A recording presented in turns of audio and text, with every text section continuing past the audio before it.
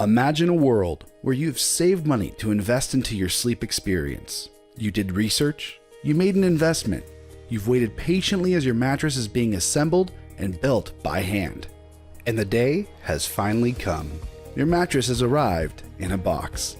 As you unbox the mattress, you notice that the mattress has a lot of wrinkles and it doesn't look the way that you expected. So what do you do now?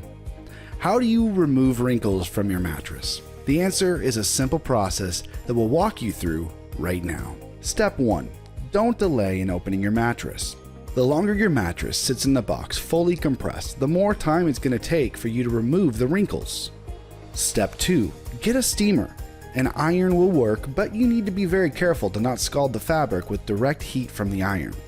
We found this steamer on Amazon for about $50, but prices can vary. Step 3. Slowly add heat to the area that you want to de-wrinkle.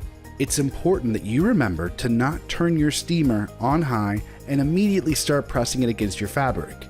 We decided to add a towel to create some space between the mattress and the steamer. After a few moments of passing the steamer over the affected area, you should start to see the wrinkles removed.